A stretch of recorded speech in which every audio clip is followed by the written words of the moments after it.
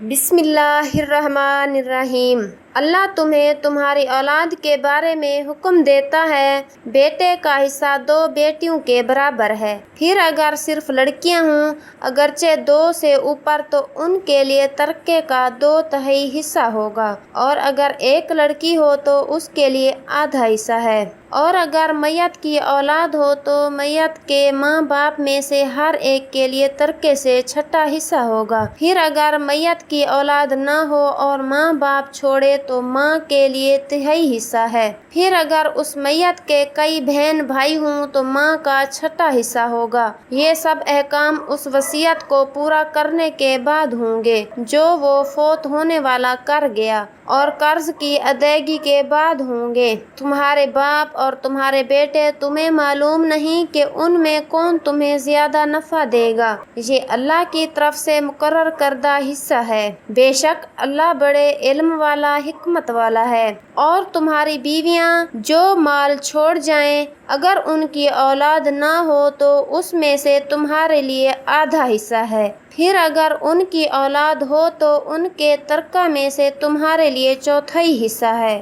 یہ حصے اس وصیت کے بعد ہوں گے جو انہوں نے کی ہو، اور قرض کی ادائیگی کے بعد ہوں گے۔ اور اگر تمہارے اولاد نہ ہو تو تمہارے ترکہ میں سے عورتوں کے لیے 1/4 حصہ ہے۔ پھر اگر تمہارے اولاد ہو تو ان کا تمہارے ترکہ میں سے 8واں حصہ ہے۔ یہ حصے اس وصیت کے بعد ہوں گے جو وصیت تم کر جاؤ، اور قرض کی ادائیگی کے بعد ہوں گے۔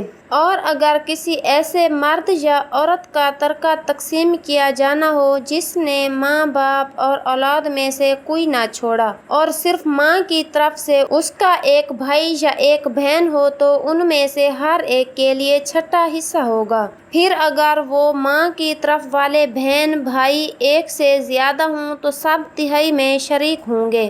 یہ دونوں صورتیں بھی میت کی اس وصیت اور قرض کی ادائیگی کے بعد ہوں گی جس وصیت میں اس نے ورثہ کو نقصان نہ پہنچایا ہو۔ یہ اللہ کی طرف سے حکم ہے، اور اللہ بڑے علم والا، بڑے حلم والا ہے۔ ورثہ میں وراثت کا مال تقسیم کرنے کی صورتیں کچھ اس طرح ہیں۔ نمبر 1، باپ کی 3 صورتیں ہیں۔ نمبر 1، اگر میت کا باپ ہو اور اس ساتھ میں بیٹا بھی ہو تو باپ کو 1/6 ملے گا۔ نمبر 2، اگر میت کا باپ ہو اور ساتھ میں بیٹا نہ ہو بلکہ صرف بیٹی ہو تو باپ کو 1/6 ملے گا، اور بقیہ ورثہ کو دینے کے بعد اگر کچھ بچ جائے تو وہ باپ کو بطور اسبہ کے ملے گا۔ نمبر 3، اگر میت کا باپ ہو اور ساتھ میں نہ کوئی بیٹا ہو اور نہ کوئی بیٹی ہو تو باپ کو بطور اسبہ کے ملے گا۔ نمبر 2، ماں شریک بھائی کی 3 صورتیں ہیں۔ اخیافی بھائی اگر 1 ہو تو اخیافی بھائی کو 1/6 ملے گا۔ نمبر 2، اخیافی بھائی اگر 2 یا 2 سے زیادہ ہوں، خواہ بھائی ہو یا بہنیں یا دونوں مل کر، تو انہیں 1/3 ملے گا۔ نمبر 3، باپ، دادا، بیٹا، بیٹی، پوتا، پوتی کے ہوتے ہوئے اخیافی بھائی محروم ہو جائے گا۔ اسی طرح اخیافی بہن کے بھی یہی 3 احوال ہیں۔ نمبر 3، شوہر کی 2 صورتیں ہیں۔ نمبر 1، اگر فوت ہونے والی کی اولاد ہے تو شوہر کو 1/4 ملے گا۔ نمبر 2، اگر فوت ہونے والی کی اولاد نہیں تو شوہر کو 1/2 ملے گا۔ نمبر 4، بیوی کی 2 صورتیں ہیں۔ نمبر 1، اگر فوت ہونے والے کی اولاد ہے تو بیوی کو 1/8 ملے گا۔ نمبر 2، اگر فوت ہونے والے کی اولاد نہیں ہے تو بیوی کو 1/4 ملے گا۔ نمبر 5، بیٹی کی 3 صورتیں ہیں۔ نمبر 1، اگر بیٹی 1 ہو تو 1/2 یعنی آدھا مال ملے گا۔ نمبر 2، اگر 2 یا 2 سے زیادہ بیٹیاں ہوں تو ان کو 2/3 ملے گا۔ نمبر 3، اگر بیٹیوں کے ساتھ بیٹا بھی ہو تو بیٹیاں اسبہ بن جائیں گی، اور لڑکے کو لڑکی سے دگنا دیا جائے گا۔ نمبر 6، ماں کی 3 صورتیں ہیں۔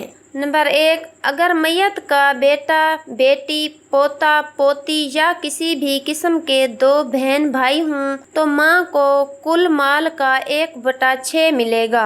नंबर 2, अगर मैयत का बेटा, बेटी, पोता, पोती कोई ना हो और बहन भाइयों में से 2 अफराद ना हों, ख्वाह एक हो, तो माँ को कुल माल का 1/3 मिलेगा।